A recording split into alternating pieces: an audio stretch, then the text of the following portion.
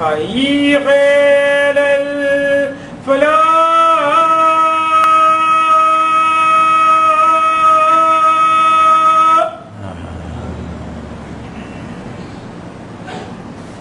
الله أكبر الله أكبر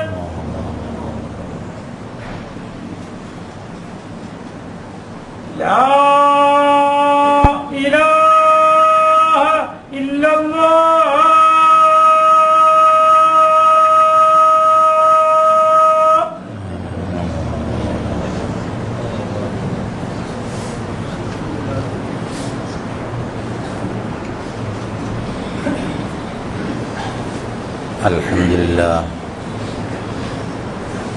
الحمد لله الذي أنزل على عبده الكتاب ولم يجعل له عوجا هو الذي أرسل رسوله بالهدى ودين الحق ليظهره على الدين كله ولو كره المشركون أشهد أن لا إله إلا الله وحده لا شريك له وأشهد أن محمدا عبده ورسوله اللهم صل على محمد وعلى آل محمد كما صليت على إبراهيم وعلى آل إبراهيم في العالمين إنك حميد مجيد أيها الأخوة الأحباء أوصيكم وإياي أولا بتقوى الله أعوذ بالله من الشيطان الرجيم بسم الله الرحمن الرحيم والذي قال لوالديه أف لكما تعدانني أن أخرج وقد خلت القرون من قبلي وهما يستغيثان الله ويلك آمن إن وعد الله حق فيقول ما هذا إلا أساطير الأولين أولئك الذين حق عليهم القول في قد خلت من قبلهم من الجن والإنس إنهم كانوا خاسرين ولكل درجات مما عملوا وليوفيهم أعمالهم وهم لا يظلمون صدق الله العظيم. ബഹുമാനരായ സഹോദരീ സഹോദരന്മാരെ, അല്ലാഹു സുബ്ഹാനഹു വ തആലയുടെ വിധിവിലക്കുകൾ മാനിച്ചുകൊണ്ട് പരിഗണിച്ചുകൊണ്ട് ജീവിക്കണമെന്ന് എന്നോടെന്ന പോലെ നിങ്ങളോടും ആദ്യമായി വസിയത്ത് ചെയ്യുകയാണ്, ഉണർത്തുകയാണ്. കഴിഞ്ഞൊരു ഖുതുബയിൽ മാതാപിതാക്കളും സന്താനങ്ങളും തമ്മിലുള്ള ബന്ധത്തിൻ്റെ ഉത്തമമായ ഒരു മാതൃകയെക്കുറിച്ച് പറയുകയുണ്ടായി. ആദർശ ബന്ധവും രക്തബന്ധവും ഒരുപോലെ വരുന്നിടങ്ങളിൽ രണ്ട് വിഭാഗവും സത്യവിശ്വാസികളായിരിക്കും. ആ സത്യവിശ്വാസികളായ മാതാപിതാക്കൾക്ക് വേണ്ടി സത്യവിശ്വാസികളായ മക്കൾ ഇങ്ങനെ പ്രാർത്ഥിച്ചു കൊണ്ടിരിക്കും. ആ പ്രാർത്ഥന എടുത്ത് പറയുകയും ചെയ്യുന്നു. ആ പ്രാർത്ഥന എല്ലാവരും ഹിഫ്ളാക്കണമെന്നും നിരന്തരമായി പ്രാർത്ഥിച്ചു കൊണ്ടിരിക്കണമെന്നും ഓർമ്മിപ്പിക്കുകയുണ്ടായി. പല ആളുകളും അത് ചെയ്തിട്ടുണ്ടാവും. ചെയ്യാത്ത ആളുകൾ അത് ഗൗരവമായി തന്നെ എടുക്കുകയും അത് പഠിക്കുകയും അത് പ്രായോഗിക ജീവിതത്തിൽ പകർത്തുകയും ചെയ്യണമെന്ന് ഒരിക്കൽ കൂടി ഓർമ്മപ്പെടുത്തുകയാണ്. റബ്ബി ഔസിഅനി അൻ അഷ്കുറ നിഅമതക അല്ലതി അൻഅംത അലയ്യ വഅലാ വാലിദയ്യ വഅൻ അഅമല സ്വാലിഹൻ തറല്ലാഹു വഅസ്ലിഹ് ലീ ഫീ ദുരിയതി ഇന്നി തുബ്തു ഇലൈക വഇന്നി മിനൽ മുസ്ലിമീൻ എന്നാണ് ആ പ്രാർത്ഥന. അഹ്ഖാഫിലെ സൂറത്തുൽ അഹ്ഖാഫ് 46-ാം അധ്യായത്തിലെ 16-ാമത്തെ സൂക്തമാണ് അതെന്ന് സൂചിപ്പിക്കുകയും ചെയ്യും.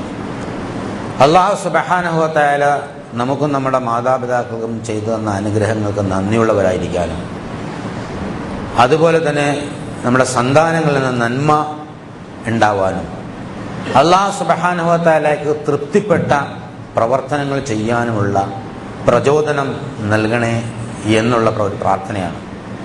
3 തലമുറയെ ചേർത്തുള്ള ഹൃദയസ്പർക്കായ ഒരു പ്രാർത്ഥനയാണ്. അത് ഖുർആനിൽ അല്ലാഹു സുബ്ഹാനഹു വ തആല എടുത്തു പറഞ്ഞിട്ടുണ്ട്.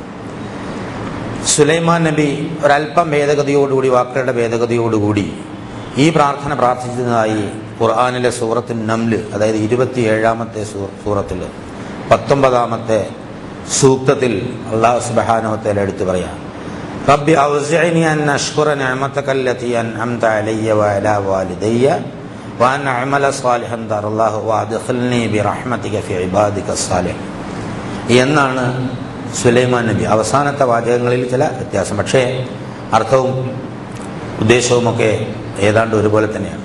കൂടുതൽ വ്യക്തതയുള്ള ഞാൻ നേരത്തെ പറഞ്ഞ സൂറത്തുൽ അഹ്ഖാഫിലെ ആ ആയത്ത് പഠിക്കുകയും അത് ജീവിതത്തിൽ പകർത്തുകയും അതിൻ്റെ പ്രായോഗിക അനുഭവം ജീവിതത്തിൽ ഉണ്ടാവുകയും ചെയ്യും. അള്ളാഹുവും പരലോകവും നമ്മുടെ ജീവിതത്തിൻ്റെ മുഖ്യമായ ലക്ഷ്യവും ചർച്ചയും ആയിട്ടില്ലെങ്കിൽ യഥാർത്ഥത്തിൽ ജീവിതത്തിൽ ശാന്തിയും സമാധാനവും ഉണ്ടാവുകയില്ല എന്നുള്ളത് അള്ളാഹുവിൻ്റെ പ്രഖ്യാപിതമായൊരു നയമാണ്. സമകാലിക ലോകാന്തരീക്ഷം പരിശോധിച്ചാൽ നമുക്കത് മനസ്സിലാവും. എവിടെയും അരാജകത്വം സൃഷ്ടിക്കപ്പെടുന്ന അസ്വസ്ഥജനകമായ സാഹചര്യങ്ങളാണ് ആഗോളാന്തരീക്ഷത്തിലും നമ്മുടെ നാട്ടിലുമൊക്കെ ഉണ്ടായിക്കൊണ്ടിരിക്കുന്നത്. ഇതൊക്കെ എന്തുകൊണ്ട് സംഭവിക്കുന്നു എന്ന് ചോദിച്ചാൽ, മനുഷ്യ മനസ്സിലെ പൈശാചിക ദൗർബോധനങ്ങൾ പ്രവർത്തിക്കുമ്പോൾ ഉണ്ടാവുന്ന അനന്തരഫലങ്ങളാണ് പൊട്ടലും ചീറ്റലും ആളുകൾ മരിക്കലും ആകപ്പാടെ പ്രശ്നവും പ്രയാസവും പരസ്പരം വിദ്വേഷവും വൈരാഗ്യം വെക്കലും മുൻവൈരാഗ്യം തീർക്കാൻ വേണ്ടി ആളുകളെ ഒറ്റുകൊടുക്കലും ഒക്കെ ഇന്ന് സദാ നടന്നുകൊണ്ടിരിക്കുന്നു.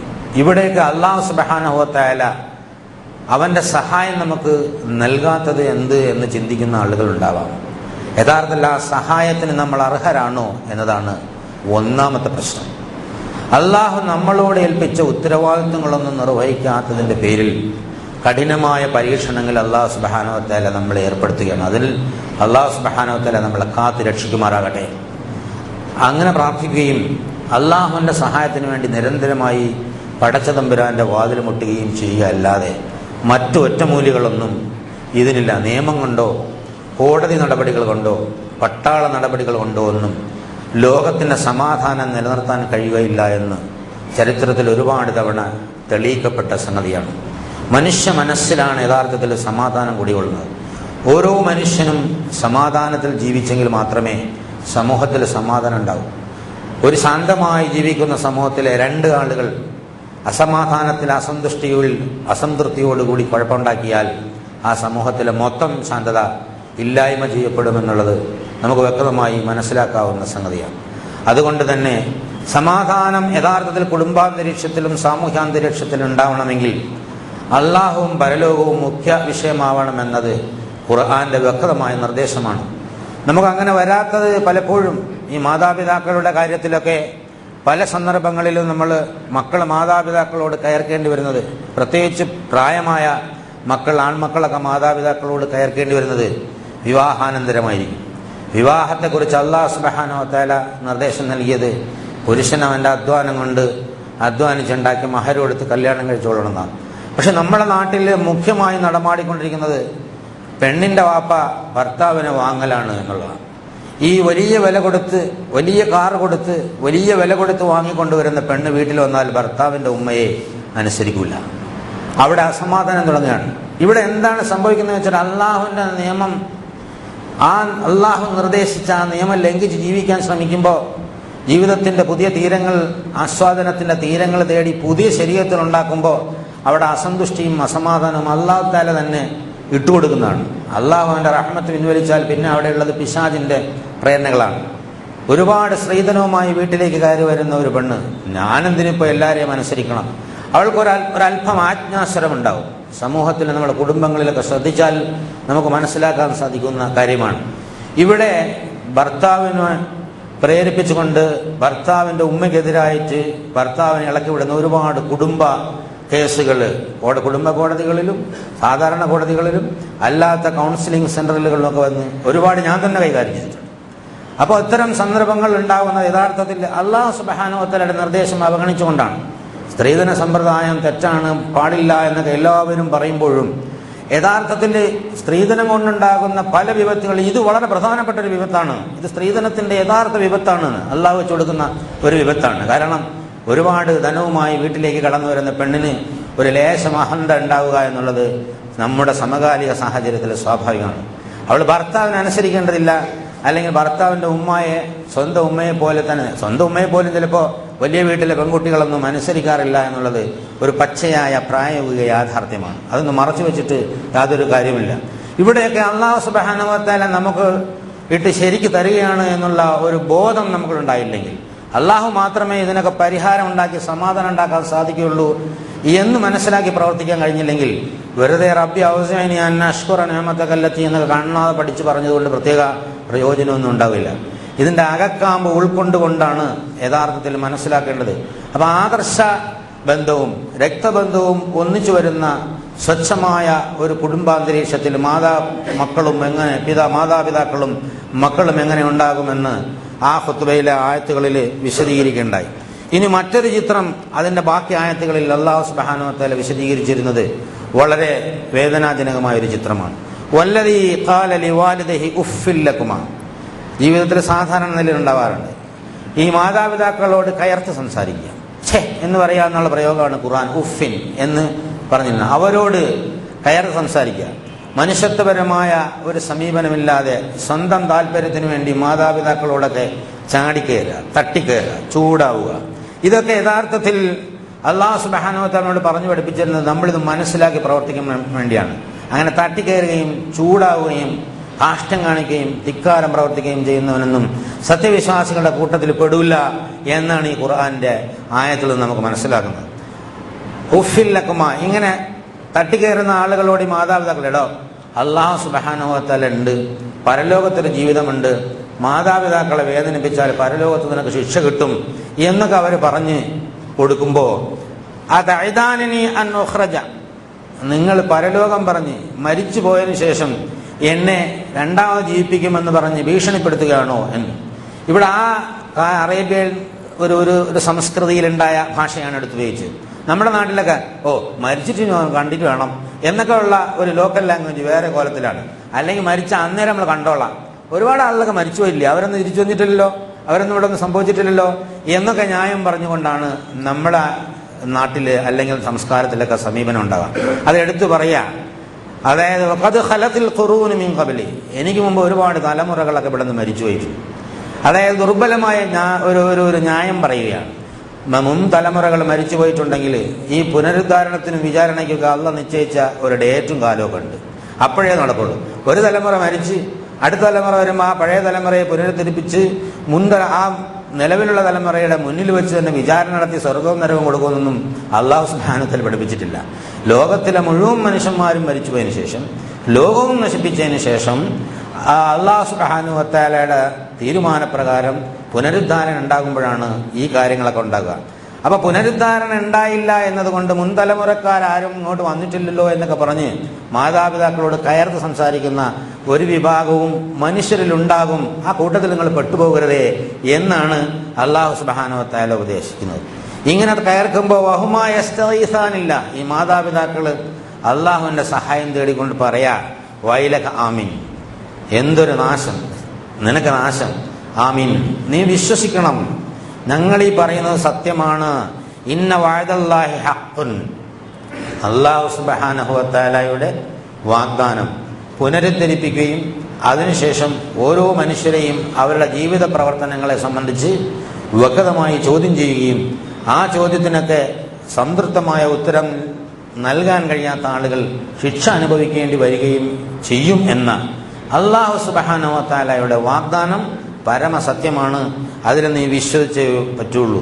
അപ്പോഴും വിശ്വസിക്കാൻ കൂട്ടാക്കാത്ത, അല്ലെങ്കിൽ വിശ്വാസ കുടുംബത്തിൽ തന്നെ ജനിച്ചിട്ട് വിശ്വാസം ഉണ്ടെന്നൊക്കെ പറഞ്ഞു നടക്കുകയും പ്രായോഗിക ജീവിതത്തിൽ വിശ്വസിക്കാൻ കൂട്ടാക്കാതിരിക്കുകയും ചെയ്യുന്ന ആളുകൾ എന്താ പറയുക എന്ന് അല്ലാഹു സുബ്ഹാനഹു വ തആല യഖൂലു മാ ഹാദാ ഇല്ലാ അസാതിറുൽ അവ്വലീൻ, ഇതൊക്കെ പഴംപുരാണങ്ങളാണ്. ഈ പണ്ട് മൊയ്ലാക്കന്മാര് ആളെ പേടിപ്പിക്കാൻ വേണ്ടി പറഞ്ഞുകൊണ്ടിരുന്ന ഈ ആധുനിക ശാസ്ത്ര സാങ്കേതിക യുഗത്തിൽ, ഒരുപാട് പുരോഗതി പ്രാപിച്ച ഈ കാലഘട്ടത്തിൽ ഈ പരലോകത്തിൽ ശിക്ഷയുണ്ട് എന്നൊക്കെ പറഞ്ഞ് ദുനിയാവിൽ പേടിപ്പിക്കാൻ പോയാൽ നടക്കണ പരിപാടിയല്ല എന്നവർ പറയും എന്ന് അല്ലാഹു സുബ്ഹാനഹു വ തആല എടുത്തു പറയാം. ഇത് ഇത്ര വളരെ ഗൗരവതരമായി അല്ലാഹു സുബ്ഹാനഹു വ തആല പറയുന്നത്, വരും തലമുറകളിലൊക്കെ ഇത്തരം സ്വഭാവ വിശേഷങ്ങളുള്ള മക്കളുണ്ടാവാം, മാതാപിതാക്കൾ ഇങ്ങനെ വേദന അനുഭവിക്കുന്ന അവസ്ഥ ഉണ്ടാവാം, മറിച്ചുണ്ടാവാം. അതിനെ സംബന്ധിച്ചും അല്ലാഹു സുബ്ഹാനഹു വ തആല പല സന്ദർഭങ്ങളിലായി സൂചിപ്പിച്ചിട്ടുണ്ട്. ഈ മാതാപിതാക്കളോട് ധാർഷ്ട്യം കാണിച്ച് പരലോകത്തെ അവഗണിച്ചുകൊണ്ട് ജീവിക്കുന്ന ആളുകളെ സംബന്ധിച്ചിടത്തോളം ഉലൈകല്ലദീന ഹഖ്ഖ അലൈഹിമുൽ ഖൗൽ, ഈ ശിക്ഷ നടപ്പാക്കുക എന്ന അള്ളാഹുവിൻ്റെ വാഗ്ദാനം അവരുടെ മേൽ നിർബന്ധമായി കഴിഞ്ഞിരിക്കുന്നു. ആരെങ്കിലും ധാർഷ്ട്യം കാണിക്കുന്ന സന്ദർഭത്തിൽ അവർക്ക് തൗബ ചെയ്യാനും പിന്തിരിഞ്ഞു വരാനുള്ള അവസരം ലഭിച്ചിട്ടില്ലെങ്കിൽ അവർ ശിക്ഷയിൽ ആപതിച്ചു പോയി എന്നുള്ളതിൽ യാതൊരു സംശയമില്ല. പിന്നെ സമയത്തിൻ്റെ മാത്രം പ്രശ്നം അവശേഷിക്കുന്നുള്ളൂ എന്നുള്ളതാണ്. ഫി ഉമമിൻ ഖദ് ഖലത മിൻ ഖബ്ലിഹിം മിനൽ ജിന്നി വൽ ഇൻസി ഇന്നഹും കാനൂ ഖാസിരീൻ, മുൻ കഴിഞ്ഞു പോയ തലമുറകളിൽ ജിന്നുകളുടെയും മനുഷ്യരുടെയും സമൂഹത്തിൽ ഇത്തരം സ്വഭാവ വിശേഷങ്ങൾ പുലർത്തിയിരുന്ന ആളുകളുണ്ടായിരുന്നു. അത്തരം ആളുകളുടെ മുകളിൽ അള്ളാഹുവിൻ്റെ നടപടികൾ വന്നു കഴിഞ്ഞു. അവർ ശിക്ഷ അനുഭവിച്ചു കൊണ്ടിരിക്കുകയാണ്. ഏത് നിമിഷവും ശിക്ഷ നമ്മളെ പിടികൂടാം. കാരണം മരണത്തോടു കൂടിയാണ് ആ ശിക്ഷ വരിക എന്നുള്ളത് കൊണ്ട്, ആര് എപ്പോഴെവിടെ വെച്ച് എങ്ങനെ മരിക്കുമെന്ന് ആർക്കും അറിയാത്തത് കൊണ്ട് എപ്പോഴും ആർക്കും പിടികൂടാവുന്ന തരത്തിലാണ് അല്ലാഹു സുബ്ഹാനഹു വ തആലയുടെ ശിക്ഷാരക്ഷാ സംവിധാനങ്ങൾ ഏർപ്പാടാക്കി വച്ചിരിക്കുന്നത്. ആർക്കും ഒരിക്കലും പറയാൻ കഴിയില്ല ഞാൻ ഇത്ര കാലം ജീവിച്ചിരിക്കുമെന്നുള്ളത്, ഞാൻ ഇന്ന സമയത്തെ മരിക്കൂ എന്നൊന്നും ആർക്കും പറയാൻ കഴിയില്ല. അപ്പം അതുകൊണ്ട് ഓരോരുത്തരും ഇപ്പോൾ കിട്ടിയ ഈ നിമിഷത്തിൽ തന്നെ ശിക്ഷയിൽ നിന്ന് രക്ഷപ്പെടാനുള്ള ഒരു മാർഗം അന്വേഷിച്ച് അല്ലാഹു സുബ്ഹാനഹു വ തആലയിലേക്ക് മടങ്ങുക അല്ലാത്ത മറ്റു യാതൊരു മാർഗവുമില്ല എന്ന് അല്ലാഹു സുബ്ഹാനഹു വ തആല പഠിപ്പിക്കുകയാണ്.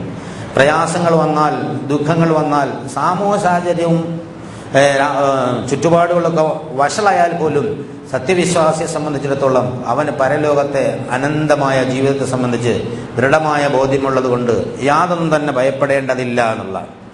വലികുല്ലിൻ ദറജാതിൻ മിമ്മാ അമലു, ഓരോ ആളുകൾക്കും അവർ പ്രവർത്തിച്ചതിനനുസരിച്ച് പദവികൾ അല്ലാഹു സുബ്ഹാനഹു വ തആല നിശ്ചയിച്ചിട്ടുണ്ട്. വലിയുവഫിയഹും അഅമാലഹും വഹും ലാ യുദ്ലമൂൻ, അവരുടെ പ്രവർത്തനങ്ങളുടെ പ്രതിഫലം അല്ലാഹു സുബ്ഹാനഹു വ തആല പൂർത്തിയാക്കി കൊടുക്കുക തന്നെ ചെയ്യും.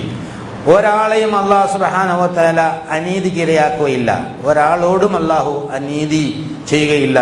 അപ്പൊ അല്ലാഹുവിന്റെ നീതിയിലുള്ള കാരുണ്യത്തിലുള്ള വിശ്വാസം ഹൃദയാന്തർഭാഗത്ത് ദൃഢമാക്കിക്കൊണ്ട് അല്ലാഹുവിലേക്ക് അടുത്ത് എല്ലാ പ്രയാസങ്ങളിൽ നിന്നും, ശാരീരികമായ പ്രയാസങ്ങളിൽ നിന്നും മാനസികമായ പ്രയാസങ്ങളിൽ നിന്നും മോചനം തേടുകയല്ലാതെ മറ്റു മാർഗം, രക്ഷാമാർഗങ്ങളൊന്നും മനുഷ്യന്റെ മുന്നിലില്ല.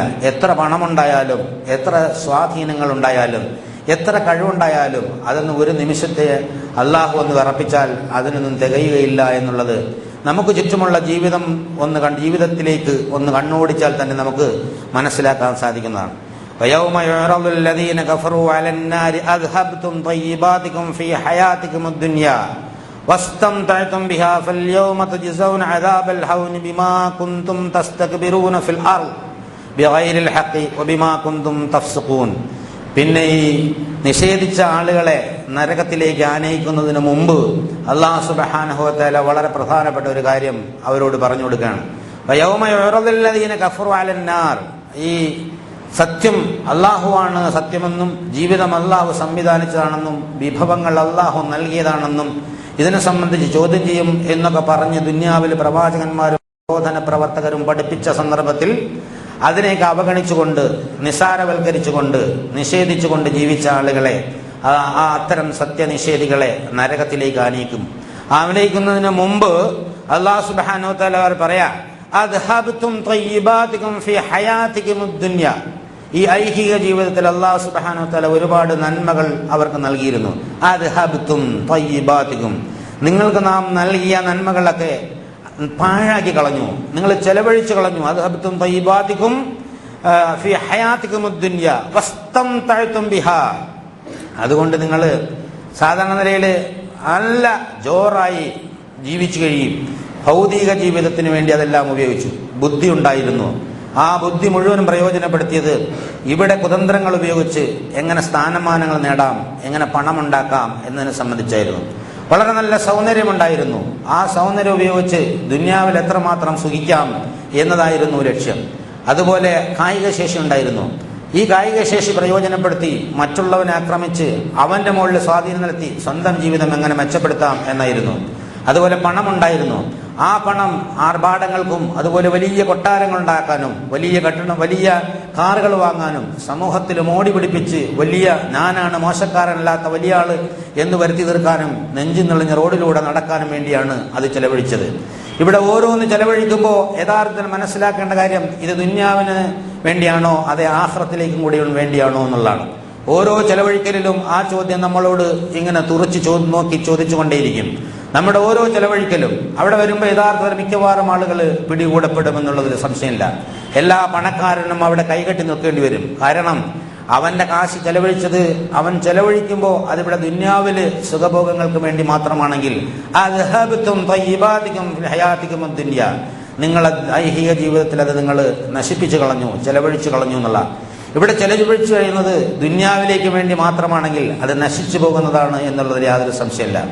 ആഖിറത്തിലേക്ക് വേണ്ടി സദഖ കൊടുക്കുമ്പോൾ, ആഖിറത്തിലേക്ക് വേണ്ടി പള്ളിക്ക് കൊടുക്കുമ്പോൾ, ആഖിറത്തിലേക്ക് വേണ്ടി മറ്റ് പ്രവർത്തനങ്ങൾക്ക് കൊടുക്കുമ്പോൾ, അതുപോലെ സഹായത്തിന് കൊടുക്കുമ്പോൾ, ദുരിതാശ്വാസത്തിന് കൊടുക്കുമ്പോൾ, ആഖിറത്തിന് വേണ്ടി മറ്റു പലതും നോക്കുമ്പോൾ, ദുന്യാവിൽ അതിന്റെ ചലനങ്ങൾ നടക്കുമ്പോഴും ആഖിറത്തിൽ തന്നെ സവാബ് എഴുതപ്പെടും.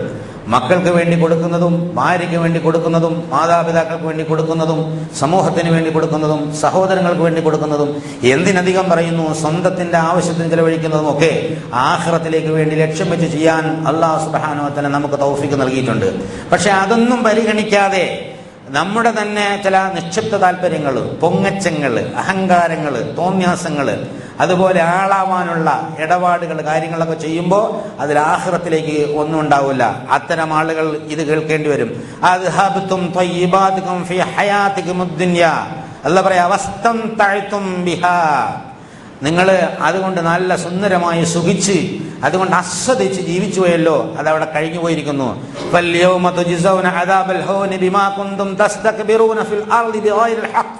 വീണ്ടും ഇവിടെയുള്ള കഠിനമായ ഒരാക്ഷേപമാണ്. ഈ ഭൂമുഖത്ത് നിങ്ങൾ യാതൊരു അധികാരവുമില്ലാതെ അവകാശമില്ലാതെ അഹങ്കാരം കാണിച്ചതിന്റെ അനന്തരഫലമാണ് നിന്ദ്യത. അവകാശമില്ലാതെ അഹങ്കാരം കാണിച്ചാൽ നിന്ദ്യമാണ്, യഥാർത്ഥ നിന്ദ്യതയാണ് അള്ളാഹു നിശ്ചയിച്ചിട്ടുള്ള ഫലം. ഇവിടെ ഞാൻ അറിവുള്ളവനാണ് എന്ന് ധരിക്കാൻ ആർക്കും അവകാശമില്ല. ഏറ്റവും വലിയ അറിവ് അള്ളാഹു ആണ്. അതുപോലെ ഞാൻ പണമുള്ളവനാണ് എന്ന് ധരിക്കാൻ യാതൊരു കഴിയുമില്ല. അള്ളാഹു ആണ് അതിന്റെ നാഥനെന്ന് ഖുർആൻ എടുത്തു പറയുന്നു. അഹങ്കരിക്കാൻ അവകാശമില്ലാത്ത വളരെ ലൈഫായ ഒരു സൃഷ്ടിയാണ് യഥാർത്ഥത്തിൽ മനുഷ്യൻ. ഈ മനുഷ്യന് അല്ലാഹു സുബ്ഹാനഹു വ തആല കാര്യം പറഞ്ഞു പഠിപ്പിക്കുകയാണ്.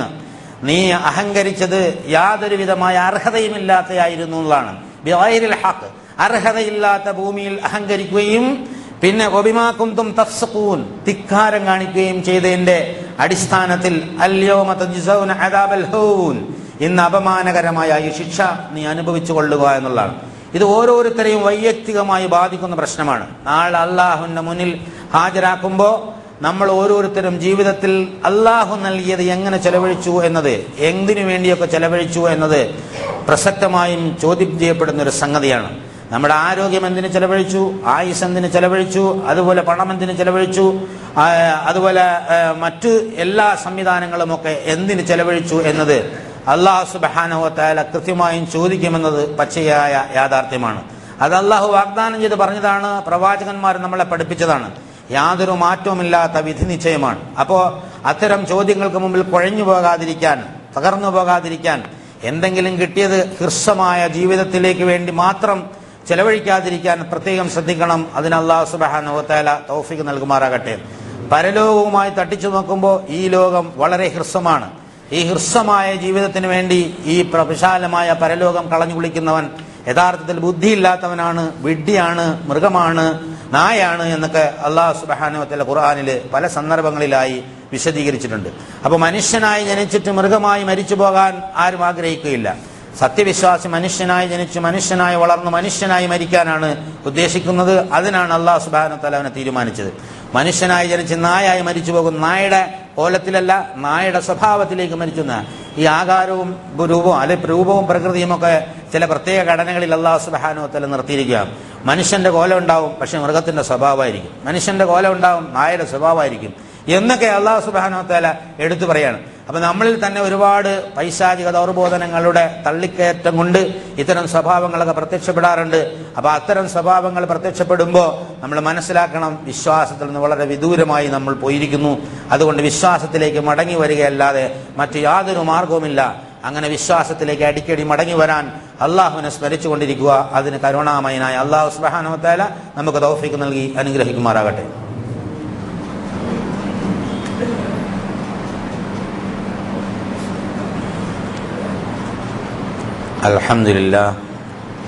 അൽഹംദുലില്ലാഹി ഹംദൻ കസീറൻ ത്വയ്യിബൻ മുബാറകൻ യൻബഗി ലിജലാലി വജ്ഹിഹി വഅളീമി സുൽത്താനിഹി സുബ്ഹാനക ലാ നഹ്സീ സനാ കമാ അസ്നൈത നഫ്സഹു ലകൽ ഹംദു ഹത്താ തർളാ.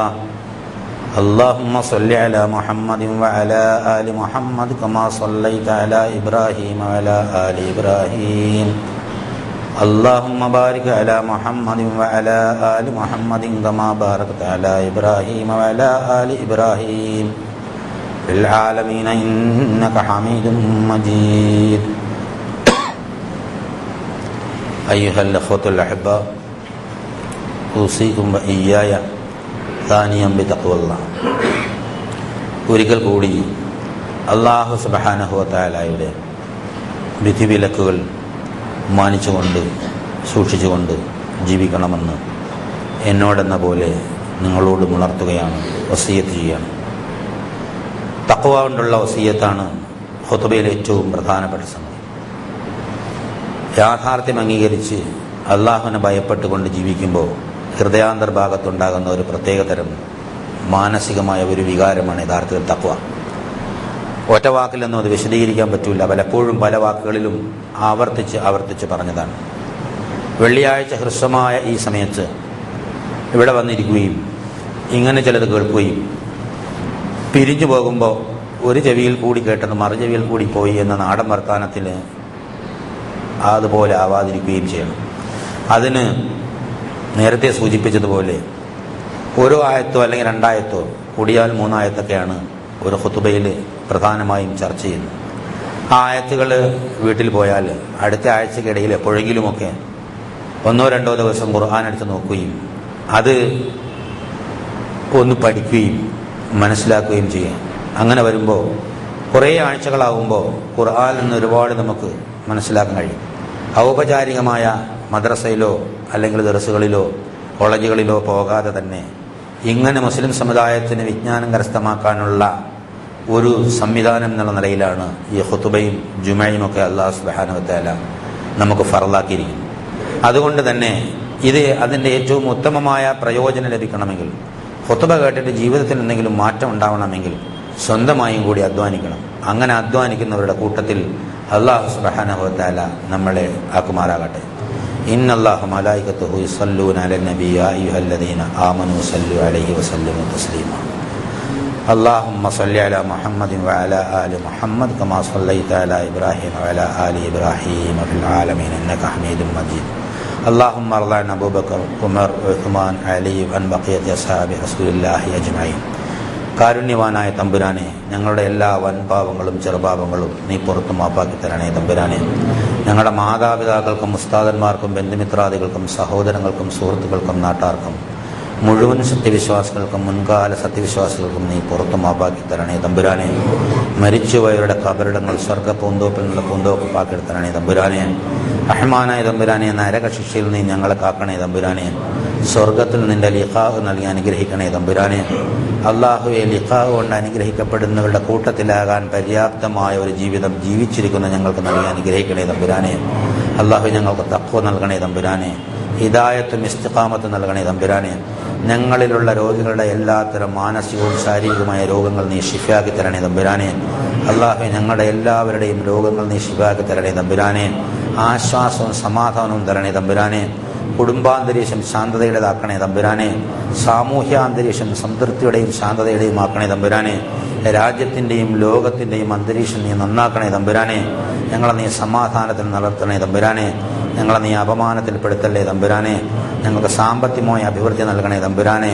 ഞങ്ങളുടെ കച്ചവടങ്ങളിലും ജോലികളിലും നീ ഐശ്വര്യവും സമ്പത്തും നൽകണേ തമ്പുരാനെ. റഹ്മാനായ തമ്പുരാനെ, ഞങ്ങളിൽ നിന്ന് അകലെ ജീവിക്കുന്ന ഞങ്ങളുടെ കുടുംബാദികൾ, ബന്ധുദാത്തുകൾ, സന്താനങ്ങൾ, അവർക്ക് നീ പുറത്തു കൊടുക്കണേ തമ്പുരാനെ. അവർക്ക് നീ ആശ്വാസം നൽകണേ തമ്പുരാനെ. അവർക്ക് നീ ഹിദായത്ത് നൽകണേ തമ്പുരാനെ. ശാന്തമായി അവർ ഞങ്ങളുമായി കൂടിക്കാണാനുള്ള തൗഫീഖ് നൽകണേ തമ്പുരാനെ. റഹ്മാനായ തമ്പുരാനെ, ഖുർആൻ ഭംഗിയായി പഠിക്കാനും ഹൃദയത്തിൽ വഹിക്കാനും ജീവിതത്തിൽ പകർത്താനുള്ള തൗഫീഖ് നൽകണേ തമ്പുരാനെ. ഇത് മറ്റുള്ളവർക്ക് എത്തിച്ചു കൊടുക്കാനുള്ള തൗഫീഖ് നൽകണേ തമ്പുരാനെ. ഖുർആന്റെ അനുയായികളാണെന്നുള്ളതിൽ അന്തസ്സോടെ ഈ ഭൂമുഖത്ത് ജീവിക്കാനുള്ള തൗഫീഖ് നൽകണേ തമ്പുരാനെ. അല്ലാഹുവേ, ശത്രുക്കളുടെ എല്ലാ കുതന്ത്രങ്ങളും ഈ സമുദായത്തെ നീ രക്ഷിക്കണേ തമ്പുരാനെ.